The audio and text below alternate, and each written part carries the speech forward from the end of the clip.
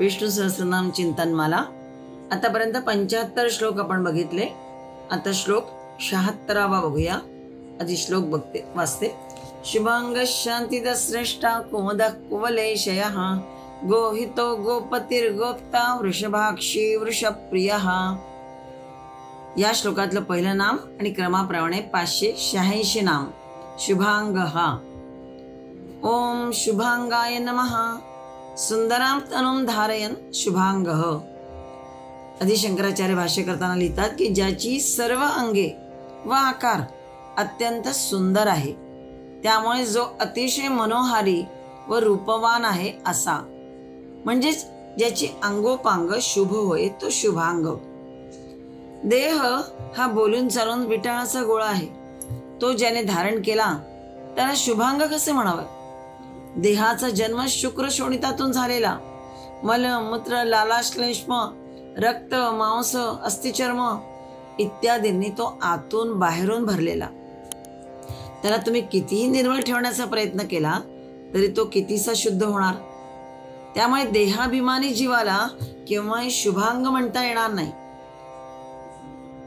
त्यामुळे केवळ कपड्या रत्यांच्या व शरीराच्या बाह्य स्वच्छतेकडे किंवा सौंदर्याकडे लक्ष देणाऱ्या आणि आंतरिक ज्ञान आणि सद्गुण यांची उपेक्षा करणाऱ्या गाजर पारखी लोकांचा संत उपहास करतात। ऐसे कैसे हे सोवळे, ऐसे कैसे हे सोवळे शिवता होतसे ओवळे। महारासी शिवे, महारासी शिवे कोपे ब्राह्मण तो नव्हे, असे सवालही ते करतात आणि बजावतात की ज्या अविद्या काम कर्मांच्या योगे देहरूप विटाळाचा गोळा उत्पन्न होतो ते सकार्य कारण समग्र अज्ञानच जिथे संभवतच नाही ते आत्मतत्वच कसं आहे वस्तुतः शुभांग म्हटलंय। तिथे आत बाहेर खाली वर मागे पुढे इकडे तिकडे चोहीकडे एकच एक निखळ ज्ञान ओतप्रोत भरलाय। चंदनाचे हात पायही चंदना, चंदनाचे अंग चंदनासे, कुठेही हीनता नाही। जो चिन्मात्र मूर्ती परमात्मा तो शुभांग नाही तर काय म्हणायचे। असे जे सर्वांग शुभ ज्ञान, त्याच्यासाठीच जो काया वाचा मने रात्रंदिवस झटतो आणि झटत आहे तोही भविष्य व वृत्तीने शुभांगच म्हणावायचा। हाच आशय गीतेच्या पुढील श्लोकात आलाय की नहि ज्ञानेन सदृशं पवित्रमेह विद्यते तत्स्वयं योग संसिद्ध काले नात्मनि विंदती। संपूर्ण पवित्रता या मनुष्य लोकातच प्राप्त केली जाते आणि पवित्रता प्राप्त करण्याचा अधिकार आणि अवसर केवळ मनुष्य शरीरामध्येच आहे। असा अधिकार कोणा दुसऱ्या शरीरात नाही। वेगवेगळ्या लोकांचे अधिकारही मनुष्य लोकातूनच मिळतात। संसाराला सुख मानल्याने ते सुख घेण्याच्या इच्छेने कर्म केली जातात, मग त्यातून दोष पाप उत्पन्न होतात। पण एकदा तत्वज्ञान झाले की मग संसाराची सत्ता न राहता संपूर्ण पापांचा नाश होतो, महान पवित्रता येत जाते। आणि म्हणून संसारात ज्ञानासारखं पवित्र करणारं दुसरं कोणतंही साधन नाही असं म्हटलंय। नहि ज्ञानेन सदृशं पवित्रमेह विद्यते। या लोकात, इह म्हणजे या लोकात। बाकी यज्ञ याग व्रत उपास जप तप साधने आणि तीर्थस्नाने पापनाशक आहेतही, पण त्या सर्वातही तत्वज्ञानासारखे पवित्र करणारं कोणतंही साधन नाही, तीर्थ नाही। ती सर्व तत्वज्ञान प्राप्त होण्यासाठी केलेली साधनं होत। तत्वज्ञान हे काय साध्य होय। पवित्राणाम पवित्र, पवित्रांमधील पवित्र परमात्माच होय, हेच खरं। परमपवित्र परमात्म्याचा अनुभव करविणारे तत्वज्ञान सुद्धा अत्यंत पवित्र होय। परमात्मा तर कसल्याही अविद्येचा स्पर्श नसलेला अविकारी तो शुभांगच होय, हे खरं। त्याच शुभांगाचा ध्यास, तेच परम अयन आणि तेच परमधाम हे ध्येय असावे, हेच जणू यातून सुचवायचं आहे। श्लोक 76 587 नाम बघतो आपण। शांतिदहा ओम शांतिदाय नमः रागद्वेषादि निर्मोक्ष लक्षणाम शांतीं ददाती इति शांतिदः. रागद्वेषादीने मुक्त करणारा, शांती आणि पुढे द लागलाय, द चा अर्थ आहे देणारा, शांती देणारा, शांतता देणारा. श्री नारायण अशी शांती प्रदान करतो आपल्या भक्तांना की ज्यामुळे सर्व राग द्वेष इत्यादी द्वंद्वे नाहीशी होऊन जातात. तो महाविष्णू आपल्या भक्तांचे अंतःकरण पूर्ण शुद्ध करतो. त्यामुळे त्यांना शांती आणि आनंदाची प्राप्ती होते. विहाय कामान्य सर्वान पुमांस शरती निस्पृहा. यह पुमान सर्वान कामान विहाय चरती, सगळ्या कामनांचा त्याग करून आचरण करतो, निस्पृह निर्मम निरहंकार झालेला असतो, त्यालाच सशांतीम अधिगच्छती, त्याला शांती प्राप्त होते. मनुष्य भोग, बाह्य भोग आणि भोग भोगण्याची लालसा दोन्ही मग सोडून देतो. शरीरासकट कोणत्याही वस्तूला माझी म्हणत नाही आणि मी म्हणजे कोणी अमुक असा अभिमानही धरीत नाही. तेव्हाच त्याला शांती लाभते, त्याशिवाय नाही. गीतेत आणखी म्हटले की कोणाला शांती भगवंत प्रदान करतात, तर जे लोकहितार्थ काम करीत असतात, फलाची कामना करीत नाहीत. युक्त कर्मफलं त्यक्त्वा शांतीम आपनोती नैष्ठिकीम. इथे युक्त कोणाला म्हटलंय तर कर्मयोग्याला. कर्मसन्यास योग हा गीतेतला 5वा अध्याय आहे, त्यातला हा 12वा श्लोक आहे. युक्त कर्मफलं त्यक्त्वा म्हणजे कर्मयोगी जो असतो, कर्मफलाची आसक्ती किंवा कामना टाकून देतो, त्यालाच शांतीम नैष्ठिकीम शांतीम आपनोती, त्यालाच ही शांती प्राप्त होते. अर्थात कर्मयोग्याची कर्म उद्देशहीन अर्थात वेड्या माणसाच्या क्रियेसारखे नसतात, तर परमात्म तत्वाचा महान उद्देश ठेवूनच तो लोकहितार्थ सर्व कर्म करत असतो. आळस, अकर्मण्यता इत्यादी दोष त्याच्यात येत नाही. त्याला भगवंत मग शांती प्रदान करतात, कारण तो कर्मयोगी स्वतःच्या सुखाचा विचार कधी करीतच नाही. म्हणजेच कामना आणि ममता यांच्या त्यागामुळेच त्याला शांती प्राप्त होते. पुढे गीतेच्या 18व्या अध्यायात भगवंत म्हणतात की सर्व भावेन तमेव शरणम गच्छ, सर्व भावाने त्या ईश्वराला शरण जा, मग तत्प्रसादात म्हणजे त्याच्या कृपा प्रसादाने शांतीम अव्ययम पदम प्राप्स्यसी, शांती आणि अव्यय पद तुला प्राप्त होईल. अर्जुनाला उपदेश करतायत. भगवंत म्हणतात की मनुष्य जोपर्यंत शरीररूपी यंत्राशी मी माझे माझ्यासाठी म्हणून संबंध ठेवतो, तोपर्यंत ईश्वर त्याला आपल्या मायेने सतत फिरवत असतो. पण ज्यावेळी तो हे सगळे विसरून परमेश्वर भावनेने कर्तव्य कर्म करीत निष्कामपणे कर्म करतो, तेव्हाच त्याला परमेश्वर कृपेने शांती प्राप्त होते. शांती म्हणजे जे परमपद म्हणजेच परमात्मा प्राप्ती त्याला म्हणता येईल, परमात्मा प्राप्ती होते. पराशांती आणि शाश्वत पद दोन्ही अर्थाने शांतीदः असं भगवंताला म्हटलंय. न मागे तयाची रमा होय दासी, हेच खरे. रमा म्हणजे श्री पैसा हा अर्थ, पण जो आपल्या कामनेचा दास झालाय त्याचीही श्री रमा दासी झाली तरी ती चंचल असल्याने केव्हाच अशाला सोडूनही जाते. पण जो तिचा स्वामी आहे त्याचीही खऱ्या अर्थाने दासी होते. हे जे स्वामित्व आहे हे कसं लाभावं, त्याची रीत अशी आहे की रागद्वेषयुक्त असतो विषयान इंद्रियश्चरन् आत्मवश्यैर्विधेय आत्मा प्रसादमधिगच्छति. पुन्हा पुन्हा गीता आठवत राहते. प्रसादे सर्व दुःखानां हानिरस्योपजायते प्रसन्न चेतसो ह्याशु बुद्धी पर्यवतिष्ठते. किंवा माऊली म्हणतात की प्रसन्नते पुढे सर्व दुःखे जाती झडून या, प्रसन्नतेने बुद्धीची स्थिरता शीघ्र होत असे. पुढे थोडक्यात सार सांगितलाय. नास्ति बुद्धिरयुक्तस्य न चायुक्तस्य भावना न चा भावयत शांती रशांतस्य कुतः सुखम. म्हणजे अयुक्ताला नसे बुद्धी, त्यामुळे भावना नसे, म्हणूनही न मिळे शांती. शांती विना कैसे सुख. इंद्रिय संयम, स्थिरबुद्धी, भावना, शांती आणि सुख असा हा क्रम आहे. इंद्रिय संयम म्हणजे बीज आहे, बुद्धी भावना त्याची शक्ती आहे, आणि शांती सुख हे त्याचं फलित आहे. हे जे फलरूप शांती सुख साधकाला मिळते ते त्याला अंतरात्म्यातून मिळत असते, ते दुसऱ्या कशाही पासून मिळत नाही. आणि म्हणून सर्वांतर्यामी परमात्मा हा शांती म्हटलाय. ही शांती आत्मभिन्न कोणी देऊ शकत नाही. आपल्या आत्म्याच्या व्यतिरिक्त जो कोणी असेल तो देऊ शकत नाही, तर अंतरात्म्यातूनच हे सगळं मिळत असतं. ती अनन्य भक्तीनेच मग प्राप्त होते शांती.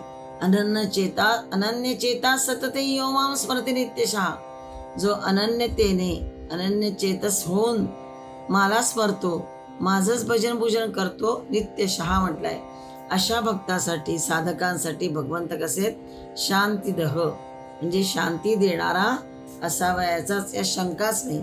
आणि मग आपोआपच राग द्वेषादी जे म्हटलेलं आहे की राग द्वेष इत्यादी विकार जे असतात त्यांनी तो मुक्त होतो आणि आपल्या भक्तांना तो तृप्ततेची शांततेची समाधानाची स्थिती प्राप्त करून देतो. शांतीदह.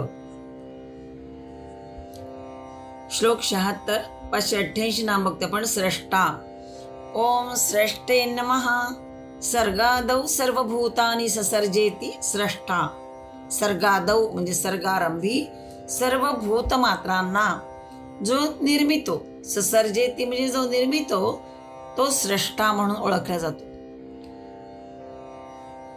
भगवंत सर्व प्राणी मात्रांचं सृजन करतो. सर्वप्रथम त्याने स्वतःमधून पंचमहाभूतांची संरचना केली, त्यातून सृष्टीची उत्पत्ती केली. विरंची ब्रह्मदेवाला म्हटलं जातं. ब्रह्मदेवाला विरंची असं म्हटलं जातं. हिंदू धर्म मान्यतेनुसार सृष्टीचे रचयिता, सृष्टी निर्मिती ही एक कृती. ब्रह्माला सृष्टीचा रचयिता म्हटला जातो आणि सृष्टी निर्मिती ही त्याची कृती आहे. कृतीहून करता हा केवळ मोठाच, पण मोठेपणाचा अंदाज त्या कृतीहून येतो. कृती काय केली आहे त्यावरून त्याचं मोठेपण लक्षात येतं किंवा ध्यानात घ्यायचं. कोणी रामायणासारखे साहित्य, हरिकीर्तनासारखे संगीत, कैलासासारखे कलाशिल्प निर्मिले तर त्याची आपण किती प्रशंसा करतो. पण या सर्वांहून ही अनंत पटीने अद्भुत अशी ही अनंतपार विचित्र सृष्टी ज्यांनी सृजिली निर्मिली त्या स्रष्टाचा महिमा किती म्हणून वर्णावा. त्याचा महिमा स्रष्टा या पदातून कमी आणि स्रष्टा या पदाहून अधिक वर्णिता येतच नाही. म्हणून परमात्मा काय स्रष्टा म्हणावायचा. नामाहून कमी परिचय काय देणार. म्हणून परमात्म्याचे नाम एक स्रष्टा. महत्तम पराक्रमाहून कार्याहून वाखाणणी आणखीन काय करणार. आणि सृष्टीहून अधिक मोठी कलाकृती ती कोणती. म्हणून तर स्रष्टा ही त्या परमात्म्याची उत्तम स्तुती होय, सर्वोत्तम प्रशस्ती होय. परमात्मा हा विश्वसृष्टीचा जनक असल्यामुळे त्याचे आज्ञांकित होऊन राहणे हाच आमचा परमधर्म होय. पित्राज्ञेचे पालन याहून मोठा धर्म नाही. रामाने परशुरामाने आपल्या आचरणाने तो धर्म उपदेशिला आहे.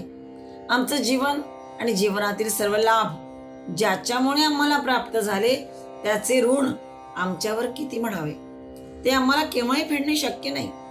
पण ते मनातून बाळगून जर आम्ही त्याची प्रीती संपादण्यासाठी सतत झटत राहिलो तर अंशतः आम्ही उत्तराई झालो असं होईल. त्यासाठी सतत आम्ही त्याची सेवा करू आणि महिमा मिळवू. त्याची प्रीती संपादल्यानेच आमचे सर्व मनोरथ पूर्ण होतील. म्हणून म्हटलं आहे एतावत्येव शुश्रूषा कार्या पितरी पुत्रैकैः बाढम इत्यमु मन्येत गौरवेण पितुः वचः. असं झालं पाहिजे, तेणेकरूनच तो कृतार्थ होईल.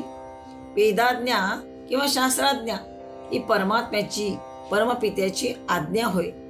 ती जो पाळतो तोच आज्ञाकारी पुत्र. शांतीदह आणि स्रष्टा हे जोडून जी नामं आली आहेत हा जो क्रम आहे तो असेही सुचवतो की परमात्मा हा ज्यांनी त्रिविध तापतप्त होऊन मोक्षरूप शांतीची हौस बाळगली त्यांना तो शांती देतो. इथे तो शांतीदह आहे. आणि ज्यांनी अद्याप संसाराचा अनुभव पुरा घेतला नाही, त्यांचा मोह ज्यांना अद्याप उरला आहे त्यांना तो संसार देत जन्माला घालतो. सारांश, आवडीचे दान तो देतो नारायण. तो भगवान विष्णू परमपिता नारायण मुमुक्षीला मुक्ती आणि बुभुक्षीला भुक्ती देतो. जो मुमुक्ष असतो त्याला मुक्ती देतो आणि जो बुभुक्ष असतो त्याला भुक्ती देतो, भोग देतो. याचंच नाव शांतिदह आणि पुढे स्रष्टा म्हटलेलं आहे. स्रष्टा म्हणजे जो निर्मितो, सर्व भूतमात्रांची ज्याने निर्मिती केली आहे, विश्वाची निर्मिती केली आहे, जो रचयिता आहे, सृजनकर्ता आहे, तो स्रष्टा या नावाने ओळखला जातो. श्लोक 76, 589 नाम बघतो आपण. कुमुदः. ओम कुमुदाय नमः. कौ भूम्यां मोदत इति कुमुदः. कौ म्हणजे पृथ्वी. भूम्या म्हणजे म्हटलंय पुढे, कौचा अर्थच पृथ्वी, कुचा अर्थ आहे पृथ्वी आणि कौ ही त्याची सप्तमी विभक्ती आहे. म्हणजे पृथ्वीमध्ये मोदत मुदित होतात, म्हणून त्यांचं एक नाव भगवंताचं कुमुद असं म्हटलेलं आहे. पृथ्वीला मुदित करणारा, आनंद देणारा असाही अर्थ होतो. परमात्मा हा श्रेष्ठ आहे हे मागील पदात सांगून, म्हणजे भूरादी सृष्टी रचयिता तो आहे. भूरादी याचा अर्थ सगळी पंचमहाभूत जी आहेत त्या सगळ्यांचा सृष्टी रचयिता तोच आहे असं सांगून या पृथ्व्यादीमध्ये म्हणजे या सृष्टीमध्ये तोच मोद पावत आहे, आनंदित होत आहे. म्हणून कुमुद या पदाने ते सूचित करतायत. कर्ता कसा असतो? कर्ता हा नेहमी आपण केलेल्या कृतीमध्ये मोद पावत असतो. तो मोदासाठी, आनंदासाठीच कृतीही करतो. कृतीच्या संकल्पात तो मोद पावत असतो. संकल्प एकदा केला की मग ती कृती केव्हा होईल याच्यासाठी त्याचा प्रयत्न चालू असतो आणि त्याच्यात तो आनंदित होत जातो. सामान्य जीव एखादी कृती करण्याचा संकल्प उत्साहात करतो. ती कृती करीत असताना त्याचा उत्साह, आनंद शिगेला पोचतो आणि मग कृती संकल्पानुसार पूर्ण झाली की त्याकडे बघून तो आनंदित होतो, म्हणजेच मोद पावतो. आपल्या कृती पण या सगळ्या कधी बरेचदा स्वतःसाठी असतात, स्वार्थापुरत्या असतात. तसंच सृष्टी हे परमात्म्याच्या आनंदाचे कर्म नाही का?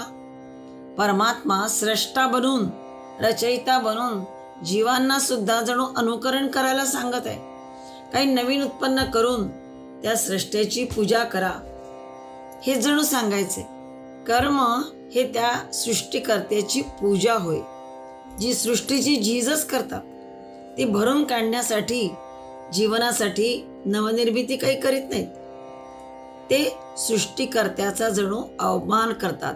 जे पूजा करतात अशा प्रकारे कर्म करून या सृष्टीकर्त्याची त्यांचेही सगळे संकल्प पूर्ण होतात. पण काही जण असे असतात की जे ही सगळी झीज आहे सृष्टीची ही भरून काढण्यासाठी नवीन निर्मिती काहीही करत नाही. उलट त्या सृष्टीकर्त्याचा जणू अवमानच करत असतात, त्याची अवज्ञा करतात. परमात्म्याने अनंत कोटी ब्रह्मांड सृष्टी सृजली आहे आणि तो स्रष्टा झाला, पण तेवढ्याने तो कृतकृत्य झाला नाही. सृष्टी निर्मून तिच्याविषयी तो उदासीन झाला नाही, तर ती तो मोद पावत आहे. तिच्यात तो रस घेत आहे. जीवांच्या सकल पुरुषार्थाची तो तरतूद करीत आहे.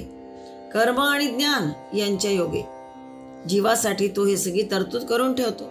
अशा प्रकारे तो या लोकात, जीवलोकामध्ये मोद पावत आहे भगवंत. म्हणून कुमुद हे नाम त्याचं. कौ म्हणजे कु हे मूळ नाम, कौ ही त्याची सप्तमी विभक्ती म्हणजे कौ म्हणजे पृथ्वी. पृथ्वीमध्ये जो आनंदित होतो किंवा आनंद मानतो किंवा रस घेऊन तो सगळी रचना करत असतो, म्हणून त्याचं एक नाम कुमुद सांगितलंय. बालक जसं शंख, शिंपले आणि रंगबिरंगी काचेचे तुकडे गोळा करण्यात रमतो. एखादा पालक सोने, नाणे, हिरे, माणके गोळा करण्यात रमतात. परंतु तत्क्षणी दोहोंनाही जर सारखा संतोष, आनंद आहे, तर ज्या संग्राह्य वस्तू आहेत त्यात विशेष काय आहे? निर्विशेषो विशेष असंच म्हटलं पाहिजे.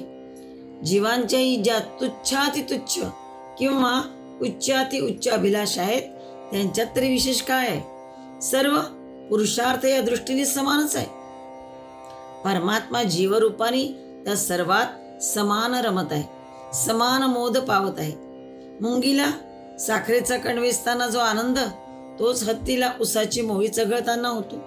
एका कीटकाला कीटकीशी रमताना जो रस मिळतो, तोच इंद्राला उर्वशीशी रमताना, तोच योग्याला समाधीमध्ये.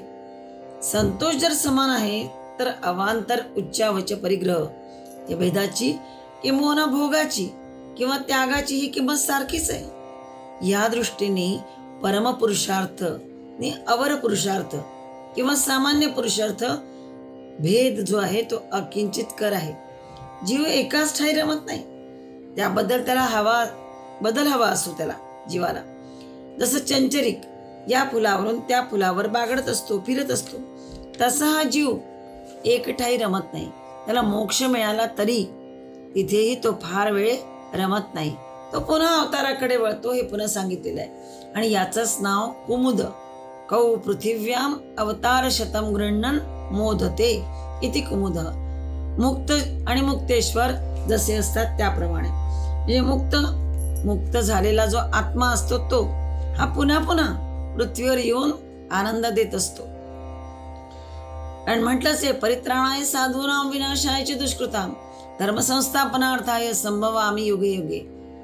असे काही असतात पुरुष की जे मुक्त होऊने पुन्हा पुन्हा पृथ्वीला आनंद देण्यासाठी, अवतार कार्य करण्यासाठी पुन्हा पुन्हा या पृथ्वीवर येतात आणि त्यांना सगळ्या संकटातून मुक्त करून आनंद देत असतात.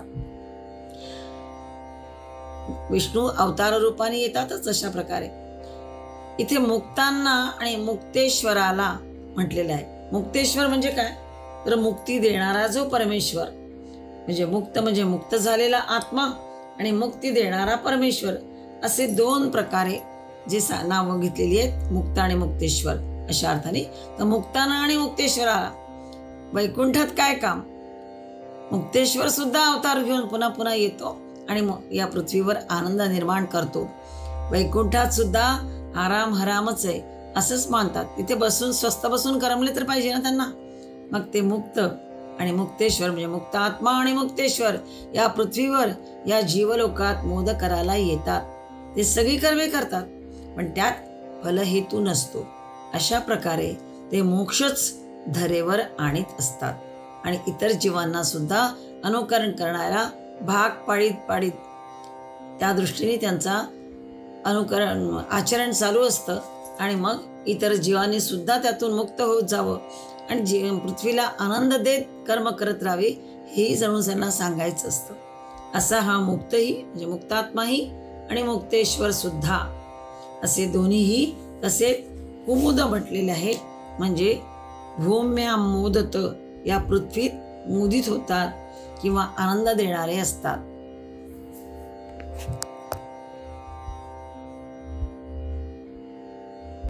श्लोक 76 590 नामक पण कुवलेशयः. ओम कुवलेशयाय नमः. कोह क्षितेर्वलनात् संसरणात् कुवलं जलम तस्मिन् शेत इति कुवलेशयः. आदि शंकराचार्य भाष्य करताना जे त्यांनी म्हटलेलं आहे त्याचा अर्थ असा करता येईल की कुवलेशयाच्या मध्ये 3 पद वेगवेगळी जर केली तर कु, वल आणि शय. कु म्हणजे पृथ्वी हा त्याचा अर्थ आहे. आपण मागच्या कुमुदमध्ये बघितलाय कु म्हणजे पृथ्वी आणि त्यातनं कौ हा घेतलाय म्हणजे पृथ्वीमध्ये जो पृथ्वीला मोद करतो किंवा पृथ्वीमध्ये राहून आनंद देतो म्हणून कुमुद नाव बघितलं आपण. तसं इथे कु म्हणजे पृथ्वी, वल म्हणजे तिला घेरणारं जे जल आहे त्याला वल म्हटलेलं आहे आणि शय म्हणजे त्यामध्ये झोपणारा. कारण कु तिला घेरणारं जल म्हणजे कुवल आणि त्यामध्ये शय म्हणजे शयन करणारा कोण, तर भगवान विष्णू, म्हणून त्याचं एक नाम कुवलेशय असं सांगितलेलं आहे. दुसरं भाष्य करताना शंकराचार्य म्हणतात की कुवलस्य बद्री फलस्य मध्ये शेते तक्षकः सोपी तस्य विभूती इति वा हरिही कुवलेशयः. कुवल शब्दाचा अर्थ आहे बोर, बद्री फल म्हटलंय म्हणजे बोर. आणि सर्व व्यापकतेमुळे भगवंत कसे आहेत, सर्व व्यापक आहे, सूक्ष्म अशा अर्थाने सर्वत्र तो व्यापून आहे, तोच भगवंत. म्हणून सर्व व्यापकतेमुळे आणि सूक्ष्मतेमुळे त्या बोरातही राहणारा. आता बोरात राहणारा म्हणजे काय, आपल्याला ही कथा माहिती आहे भागवतातली. परीक्षितीचा वध जेव्हा केलेला आहे तेव्हा हा तक्षकच बोरात होता. आणि तक्षक म्हणजे कोण? तर विभूती ही ती भगवंताचीच विभूती असं मानलंय. म्हणून विभूती ही ती वा हरी, तोच हा कुवलेशय, म्हणजेच म्हणूनही त्याचं नाव कुवलेशय. तिसरा अर्थ आणखी केलाय, कौ भूम्याम वलते संश्रयत इति सर्पाणामुदरम कुवलम तस्मिन् शेषोदरे शेत इति कुवलेशयः. कुवल म्हणजे सरपटणारा प्राणी. आधी बघितलं बोर, नंतर आता सांगितलेलं आहे सरपटणारा प्राणी म्हणजे कुवल. आणि त्या सर्पावर जो शयन करतो किंवा पहुडलेला आहे, कसा? तर शेषशायी, शेषावर जो पहुडलेला आहे किंवा शयन करतोय तो भगवान महाविष्णूच होय. आणि म्हणूनही त्याचे एक नाम कुवलेशयः असं सांगितलेलं आहे. हे अनंत कोटी ब्रह्मांड, हा सगळा अपरंपार सृष्टीचा पसारा कुठून आला? हे जे व्यक्त आहे, हे व्यक्त विश्व, हे त्या अव्यक्तातूनच आलेलं आहे. ते दिसत नाहीये. ते जे आहे तत्व, ते सगळं अव्यक्त आहे. त्या तत्वातूनच हे सगळं व्यक्त झालेलं विश्व आहे, प्रगट झालेलं. म्हणून सुज्ञात आहे, जाणता येण्यासारखं आहे. परंतु अव्यक्त जे असतं ते त्या विपरीत असतं, त्यापेक्षा वेगळं असतं. त्याला जाणणं शक्य नाही, जाणता येत नाही. ते त्याचं वर्णन मनूनी असं केलंय की असित इदम तमोभूतम अप्रज्ञातम अलक्षणम अप्रतर्क्यम अविज्ञेयम प्रसुप्तमेव सर्वतः.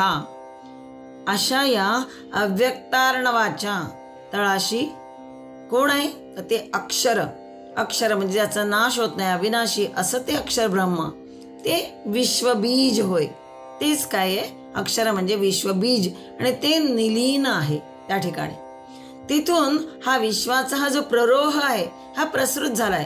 हे विश्व जे पसरलेलं दिसतंय आपल्याचा प्ररोह म्हणजे वाढत वाढत जे गेलेला आहे, हा विश्वाचा प्ररोह इथून प्रसृत झालाय. त्या हे जे विश्वबीज आहे हे त्याच्यापासूनच, त्या अक्षर ब्रह्मापासूनच प्ररोह प्रसृत झालेला आहे. आणि म्हणून तोच काय आहे?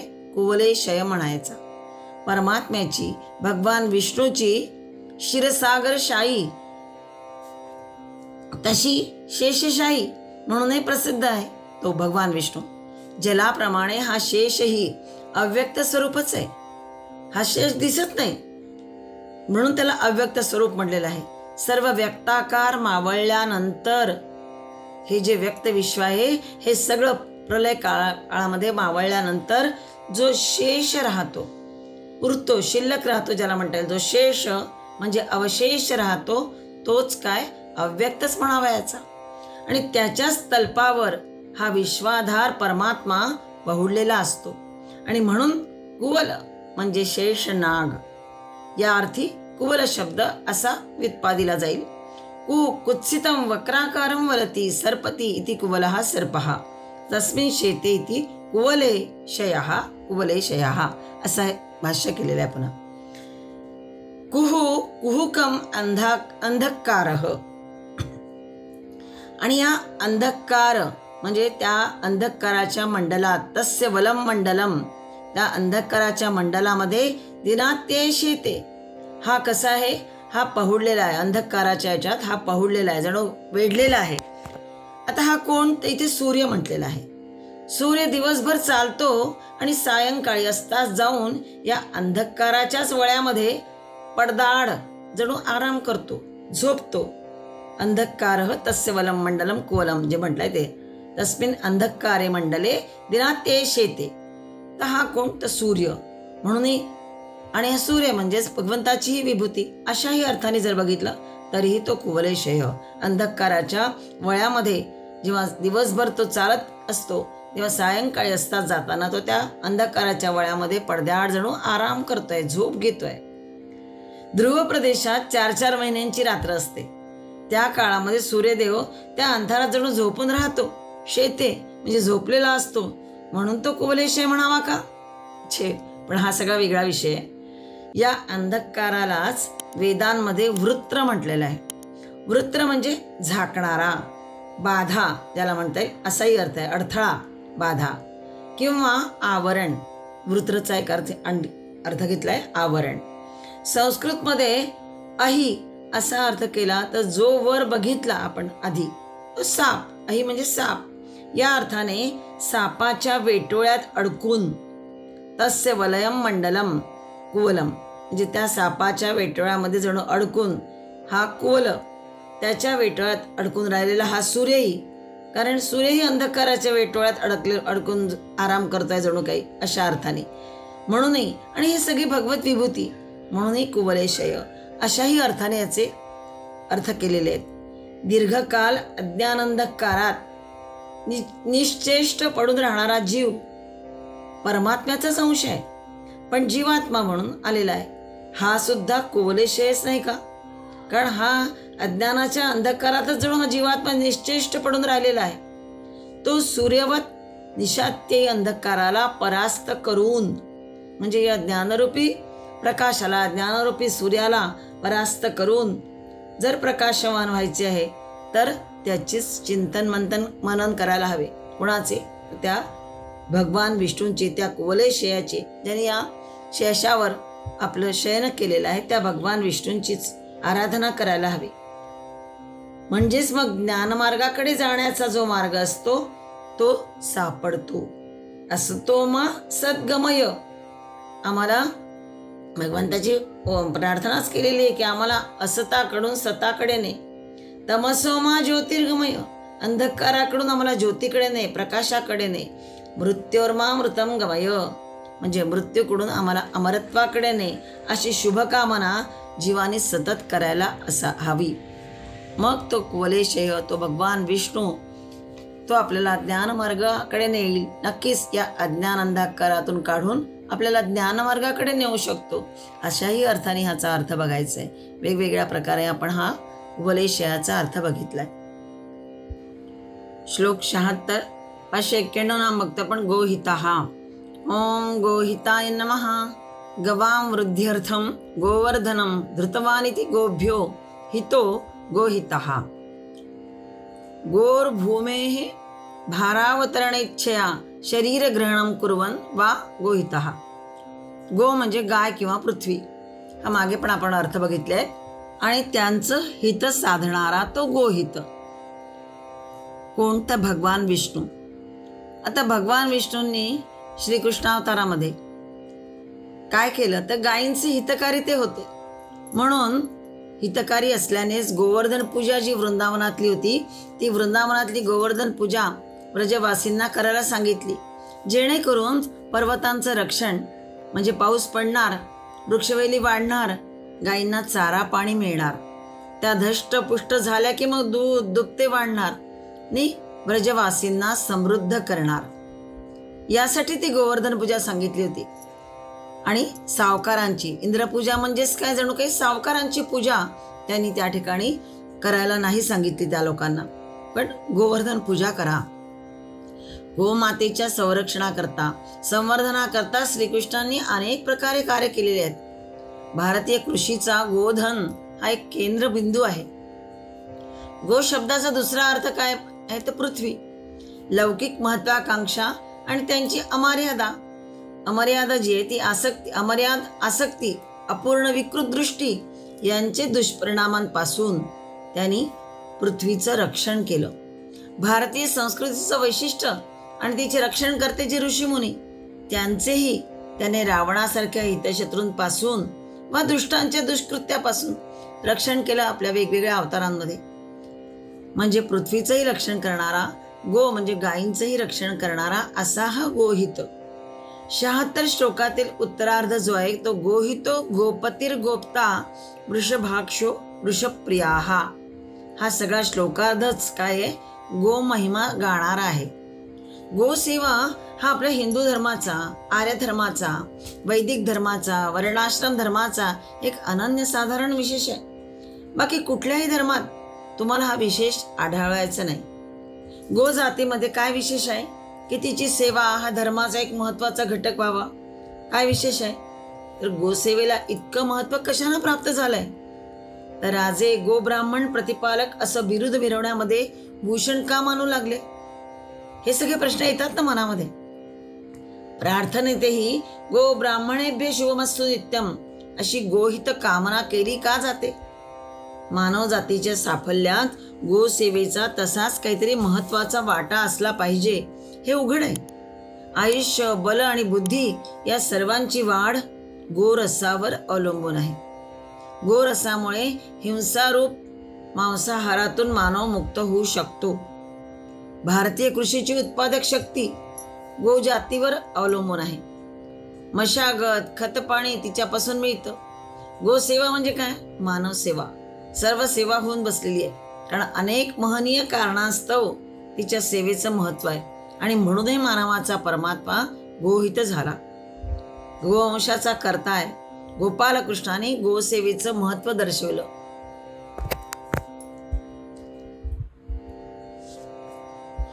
जसे मुळाला पाणी घातलं म्हणजे सर्व झाडाला ते पोचतं, त्याप्रमाणे गोसेवा केली म्हणजे ती विश्वसेवा होते असं म्हटलं जातं. आता बघा, ठिकठिकाणी मंदिरांमध्ये सुद्धा मोठ्या मोठ्या गोशाळा आहेत. त्या गोशाळेत जाऊन गोसेवेसाठी आपल्याला फुल ना फुलाची पाकळी आपण द्यायचं आणि त्यांचं रक्षण व्हावं यासाठी प्रयत्न करत राहायचे. म्हणून म्हटलं आहे की गोसेवा म्हणजेच विश्वसेवा होय. परमात्मा म्हणूनही गोहित म्हटलेलं आहे. जो गायींचं संरक्षण करणारा, रक्षण करणारा म्हणून गोहित, हित साधणारा या अर्थाने, आणि पृथ्वीचं सुद्धा हित साधणारा म्हणून तो गोहित होय. श्लोक 76 592 नाम बघतो आपण. गोपती. ओम गोपते नमः. गोर्भूम्यः पती गोपती. गो अर्थात भूमी, पृथ्वी इत्यादीचे स्वामी म्हणून गोपती म्हटलेलं आहे. भगवंत गोपती आहे, कारण जसा गोहित म्हटलाय तसा हा गोपती पण आहे, पृथ्वीचा स्वामी. दुसरा अर्थ वासना, इच्छांच्या प्राबल्याने ज्यांचे सांसारिक आयुष्य अत्यंत त्रस्त झालेले असते अशा दीन जीवांचं रक्षण करणाराही परमेश्वर गोपतीस म्हटलेला आहे. कारण दुराचाराच्या विकारांच्या या गवताळ रानामध्ये चरण्याकरता हिंडणारे, दुराचाराच्या विकारांच्या हे जे गवताळ रान वाढलेलं आहे म्हणजे विकारांचं, त्यात चरण्याकरता हिंडणारे आणि जगतातील घटनांनी दुर्बल झालेले जे त्रस्त जीव ते रानात चरणाऱ्या गायीप्रमाणे असतात. त्यांचेही तो, त्या जीवांचंही तो रक्षण करतो जणू, आणि म्हणून तो गोपती. गोपाल, गायींचंही त्यांनी गोकुळामध्ये असताना रक्षण केलेलं आहे. शिवाय त्यांना चरायला घेऊन जात होता म्हणूनही गोपती. पण हे जे जीव आहेत सगळे जे विकारांनी त्रस्त झालेले आहेत त्यांचंही वेळ पडली तर तो रक्षण करणार आहे. जे दुर्बल आहेत, त्रस्त आहेत, त्यांना तिथून योग्य मार्गाला राहून त्यांचं रक्षण करणारा म्हणूनही तो गोपती, गोपाल म्हटलेला आहे. गो म्हणजे इंद्रिय, हाही अर्थ आपण मागे बघितला गोचा. पृथ्वी, गाय, तसं इंद्रिय पण. त्यांचा जो स्वामी म्हणजे आत्मस्वरूप श्री विष्णू. गो म्हणजे बुद्धी, वाणी, किरण इत्यादी अर्थ जर घेतले तरीही गोपती शब्द वितपा दिला जाईल, पण ते सगळे लाक्षणिक आहेत. गो म्हणजे गाय हा अर्थ इथे आहे. म्हणजे गोपालनाने विश्वपालन होते. झाडाला पाणी घालायचे म्हणजे जसे आपण ते मुळाला घालतो तसे गोपालनाने विश्वपालन होते. हे बघितलं मागच्या वेळेस आपण. आणि म्हणून तो परमात्मा विशेष करून गोपती म्हटलाय. गोरस हे भूलोकीचं अमृत आहे. गोरस म्हणजेच दूध. अमृत जसे संजीवन म्हटलं जाते तसे दूध म्हणजे गाईचे दूध हे संजीवन आहे. ते औषध आहे. सर्व औषधींचा रस त्यात आहे. गायी रानावनात औषधी वनस्पतींचा, तृणलतांचा सरस कोमल जो अग्राग्र आहे तो भाग चरतात. गायी रानात चरतात, तो भाग खातात, म्हणजे चरतात असं म्हटलंय. म्हणजे चरण खाणे या अर्थाने. त्यांचे सार म्हणजेच दूध आपल्याबरोबर त्या आम्हाला देतात. ते खाऊन मग जे सार येतं ते सगळं दूध त्यांना येतं आणि ते सगळं मग ते आम्हाला देतात. त्यांचा केवढा हा उपकार आहे. सर्व धातुमय भूमीचा रस आणि कस त्या वनस्पतीमध्ये येतो आणि त्या वनस्पतींचा रस आणि कस दुधात उतरतो. त्यामुळे दूध म्हणजे साराचेही सार होय. त्याहून अधिक पोषक, हितकारक दुसरं काही नाही. मध काही अंशी याच्यासारखंच म्हणता येईल मध, पण त्यात मांस आणि मेद वाढवणारे प्रोटीन्स, फॅट्स ज्याला म्हणता येईल, म्हणजे ओजद्रव्य आणि तेजद्रव्य नाहीत. कशात? मधामध्ये. मधालाही अमृतच म्हटलेलं आहे जणू काही, पण त्यामध्ये जे प्रोटीन्स आहे, फॅट्स आहे, त्याला ओजद्रव्य किंवा तेजद्रव्य म्हणतात, ते नाही आहेत. म्हणून मधुरस व क्षार तेवढे त्यात आहे आणि ते फार मोलाचे आहे. दोहों मिळून पूर्ण अन्न होते. मांसाहार रूप हिंसेतून सुटायचे तर मांसाहारातील तत्वे मिळवून देणारे आणि अहिंसक असं हे साधन हवे. आणि तेच काय आहे तर गोपालन होय. गोरसातून मग प्रोटीन्स फॅट्स पुरेसे मिळते, तेच पूरक आणि तारक खाद्यान्न होय. निव्वळ धान्य फलाहाराने पण आरोग्य साधन होऊ शकत नाही. म्हणून परमात्मा काय म्हटलंय, गोपती म्हणजेच गायींचं रक्षण करणारा, गायींचाही स्वामी गोपाल असेही त्याला म्हटलं जातं. आणि त्याची गोसेवा म्हणजेच परमात्मा सेवाही होय आणि विश्वसेवाही होय. याही अर्थाने गोपती या नामाकडे बघायचं. श्लोक 76 593 नाम बघतो आपण. गोप्ता. ओम गोप्ते नमः. रक्षको जगतीति गोप्ता. स्वमायया स्वमात्मानं संवृणोति इति वा गोप्ता.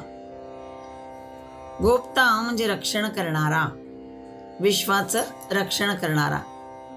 याआधी आपण धर्मगोप्ता हे नाव आपण बघितलेलं होतं, धर्माचं रक्षण करणारा. इथे नुसतं गोप्ता म्हटलेलं आहे.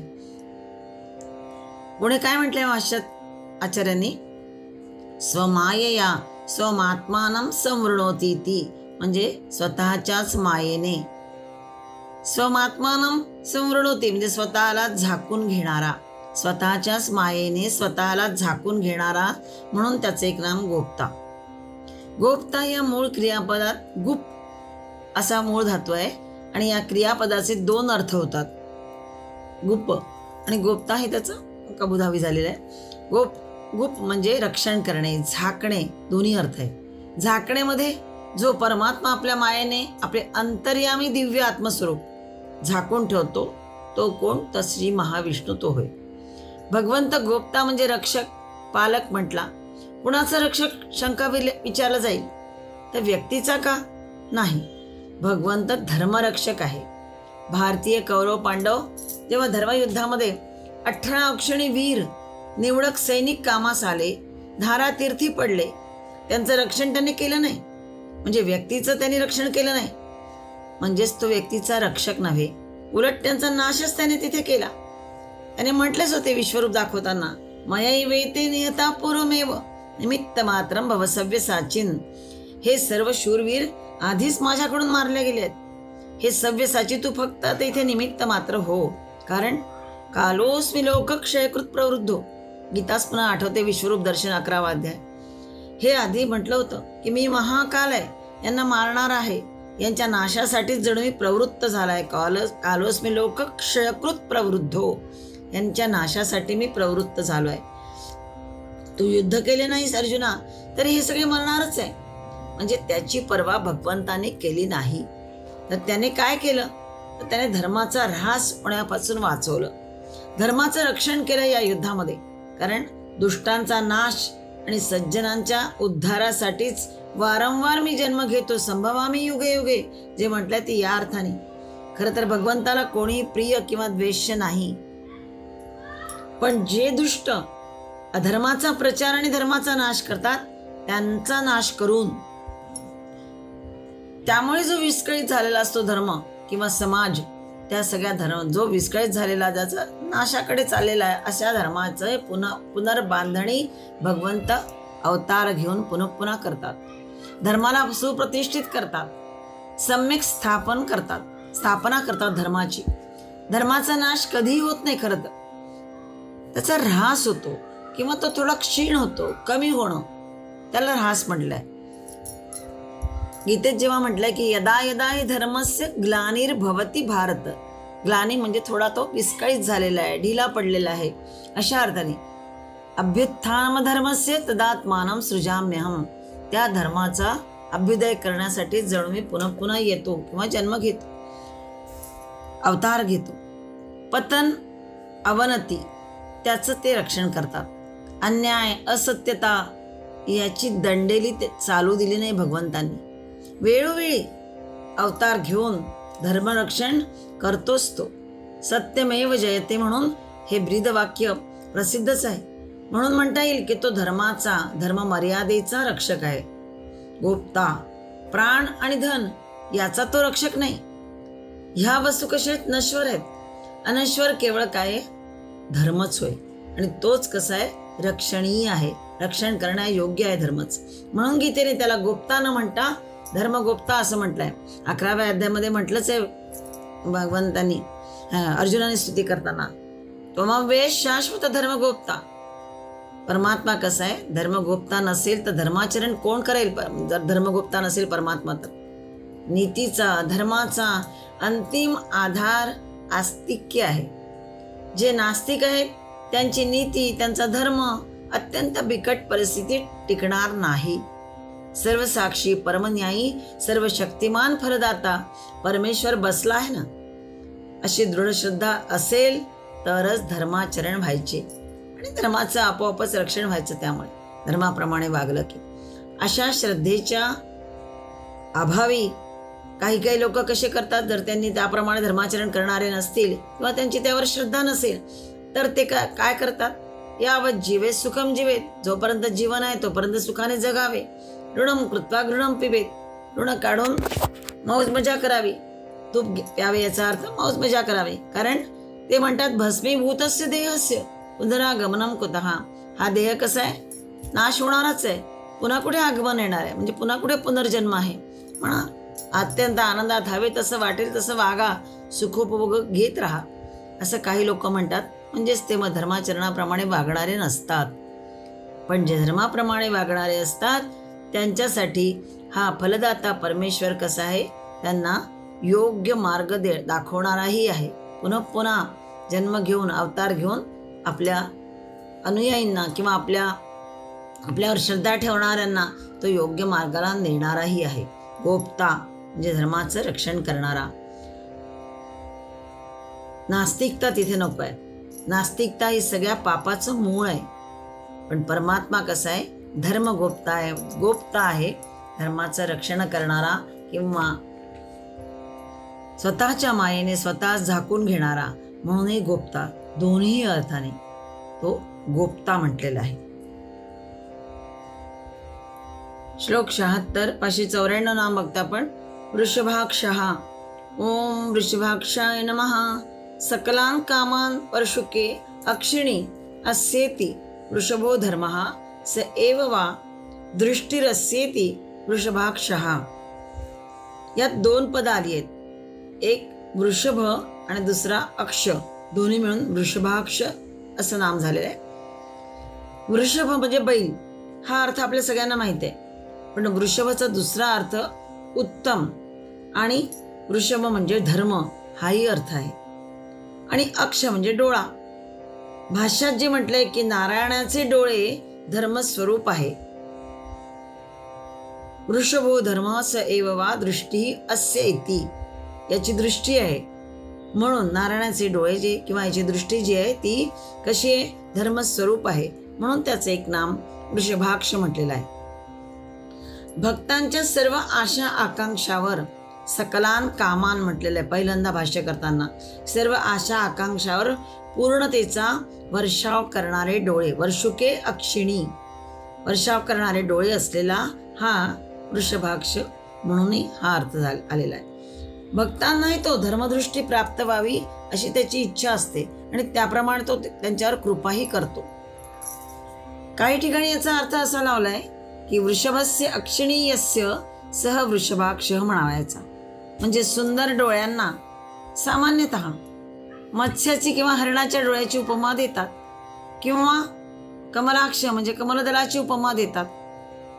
इथे काहींनी ज्याचे डोळे बैलाच्या डोळ्यासारखे मोठालले आणि कृष्णांजन आहे, सुरेख असं म्हटलंय आणि म्हणून तो वृषभाक्ष म्हटलेला आहे. म्हणजे वृषभासारखे ज्याचे डोळे आहेत, बैलासारखे ज्याचे डोळे आहेत आणि कृष्णांजन आहे अशा अर्थाने म्हणून तो वृषभाक्ष म्हटलाय. गायीच्या डोळ्यापेक्षा बैलाच्या डोळ्यांची उपमा दिली आहे इथे. विशेषतः अवधेय आहे. गायीच्या डोळ्यापेक्षा बैलाचे डोळे अधिक पाणीदार आणि आकर्षक असतात. आकर्ण म्हणजे विशालताही त्याच्यामध्ये असते. मोठे डोळे असतात त्यांचे, आपण इतक्याने बघत नाही पण असेलच. कमनीयाकृती, तेजस्विता हे त्याच्या डोळ्यांचं मुख्य सौंदर्य गुण आहेत. म्हणजे विशालता कमनीयाकृती आणि तेजस्विता हे डोळ्यांचं मुख्य सौंदर्य असतं. इतरही वेळेस आपण जेव्हा बघतो तेव्हा अशा डोळ्यांनी युक्त पुरुषाला म्हणजे व्यक्तीला देखणा किंवा देखणी म्हटलं जाते. डोळे हे माणसाच्या सौंदर्याचं काय विशेष आहे. अर्थात परमेश्वराने ज्यांना अंधत्व दिले त्यांना सिक्स सेन्स पण असतो. स्पर्श, श्रवण, गंध आणि घ्राण याद्वारे ते उत्तम रीतीने जीवन जगू शकतात, एक जरी त्यांच्यात कमी असलं तरी. आज तर आपण बघतो की अशा लोकांना आजूबाजूला जेव्हा आपण बघतो तेव्हा त्यांना उत्तम रीतीने कार्यसुद्धा करता येतं आणि तशी सुविधा पण त्यांना दिलेली आहे. म्हणून त्यांच्यातलं अंधत्व हे त्यांचा दुर्गुण नाही. अर्थात परमेश्वराने त्यांना प्रारब्धानुसार जे काही मिळालं असेल त्याचाही ते वेगळ्या प्रकारे चांगला उपयोग करून घेतात. अंध लोक म्हणजे त्यांना दिव्यांगही म्हटलं जातं. पण काही अंध कसे असतात ते धृतराष्ट्रासारखे असतात. विवेकांध, आपला विवेकच ते घालवून बसलेले असतात. असे काही असतात. इथे परमात्म्याला वृषभाक्ष म्हणण्यात केवळ त्याच्या डोळ्याची सर्वदर्शित्व रूप विशालता, सर्वदर्शित्व रूप म्हणजे सगळीकडे तो बघू शकतो अशा अर्थाने त्याची सूक्ष्म दृष्टी सगळीकडे असते म्हणजे विशालता, मनोज्ञता रूप त्याचं, अंतर्दर्शिता आहे तो, ज्ञानदृष्टी रूप तेजस्विता त्याच्यामध्ये आहे. म्हणजे सर्वदर्शित्व रूप विशालता आहे, मनोज्ञता रूप अंतर्दर्शिता आहे त्याच्यात आणि ज्ञानदृष्टी रूप तेजस्विताही त्याच्यात आहे.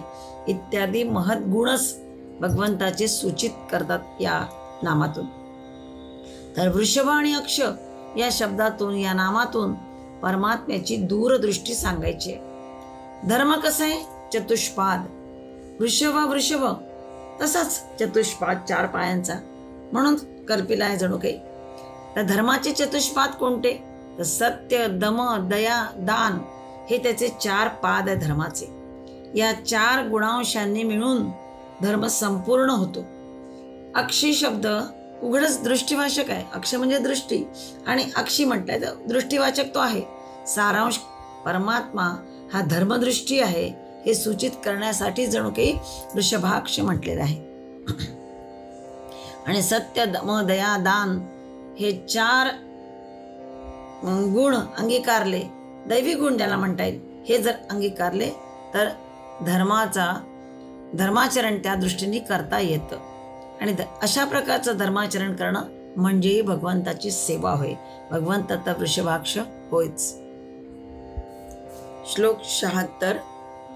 595 नाम बघतो आपण. वृषप्रियः. ओम वृषप्रियाय नमः. वृषो धर्मः प्रियो यस्य सः वृषप्रियः वा प्रियस्येति. ज्याला वृष म्हणजे धर्म प्रिय आहे म्हणून या संज्ञेची उकल अशी केली जाते की वृषः प्रियः यस्य सः. ज्याला धर्मप्रिय आहे असा जो तो, म्हणून वृषप्रिय किंवा प्रिय वृष म्हणावा. याचा धर्म कसा आहे? चतुष्पाद कल्पिला असल्यामुळे वृष हा जो धर्म आहे त्याचा अर्थ तसा केला जातो. चतुष्पाद का म्हटलेलं याला? तर धर्मच सर्व सुखाची वृष्टी करतो म्हणूनही तो वृष म्हटला जातो, म्हणजे वर्षाव करणारा. जसा वृषभ म्हणजे बैल या अर्थाने. वृषभ कसा खतामुताची, दूध दुभत्याची वृष्टी करून सुखाची सृष्टी करतो, त्याप्रमाणे सत्य, संयम, दया, दान ही जी 4 रूप आहेत ही चतुष्पाद 4 पुरुषार्थाची वृष्टी करतो. हे जे चतुष्पाद धर्म आहे हा सगळा, हा 4 पुरुषार्थाची सृष्टी करतो म्हणून तो वृष. चतुष्पाद कसा तर ते बघू. सत्य म्हणजे सत्यज्ञान, हा धर्माचा पहिला पाद होय. सर्व कार्य अकार्य निर्णय कसे असतात? ज्ञानाधीन आहे आणि म्हणून तो पहिला पाद म्हटलेला आहे. सत्यज्ञान ज्या योगे आटोक्यात येते त्याला संयम म्हटलंय, हा दुसरा पाद. त्या सत्यज्ञानाची आणि तत्साधनभूत संयमाची ओळखण ज्या गुणावरून मिळवायची तो कोणता गुण? तर दयाभाव. आणि हा दयाभाव आहे तिसरा पाद. पण सत्यज्ञानाची आणि संयमाची बैठक असल्याची खूण दयाभाव हा भाववाचक गुण झाला. त्याचं प्रत्यक्ष अनुभवास येणारं कार्य, त्याचा विनियोग म्हणजेच काय? दान होय. हा चौथा पाद म्हणावायचा. म्हणजे सत्य, संयम, दया आणि दान असे चतुष्पाद धर्माचे सांगितले आहेत. आणि हे चारी पुरुषार्थाची सृष्टी करतो आणि वृष्टीही करतो. या चारांपैकी एकही अधू वा उणा असला तर सांग संपूर्ण धर्म होत नाही आणि अर्थातच जीवित साफल्य साधत नाही. असा हा जीवित साफल्य हेतू, सर्व सुख हेतू चतुष्पाद धर्म म्हणजे वृष. आणि असा हा वृष ज्याला प्रिय तो वृषप्रिय. ज्याला आवडत नाही असा करंटा कोण आहे बरं? जगात आत्मद्रोही कोणीच असू शकत नाही.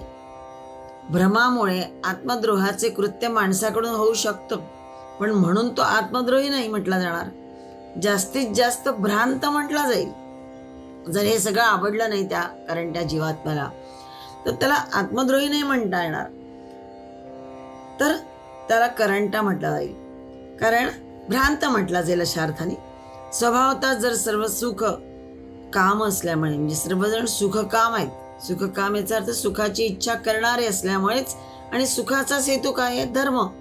सुखाचाच हेतू धर्म असल्यामुळे सगळे जीव सुद्धा वृषप्रियच होत, धर्मप्रियच होत. परंतु तसं आचरण केल्या जात नाही जीवाकडून. मुळात खरं ते तसे वृषप्रिय आहेतच, धर्मप्रिय आहेतच. पण परमात्मा मात्र, हा सर्वात्मा मात्र वृषप्रिय म्हटला आहे. तो मुळात तसा आहे, स्वभावताच तो तसा आहे. सत्य, संयम, दया, दान हे सगळं चतुष्पाद जणू धर्माचे असणारे पुरुषार्थ, धर्माचारी असे पुरुषार्थ सगळे परमात्म्याकडे आहेतच. तो म्हणूनही त्याला वृषप्रिय असं म्हटलंय. आणि आपल्या भक्तांवरही तो सगळ्या प्रकारची वृष्टी करतो. वृष म्हणजे वृष्टी करतो आणि आपल्या भक्तांनाही या मार्गाने जाण्यासाठी प्रेरित करतो, म्हणूनही तो वृषप्रिय म्हटलेला आहे.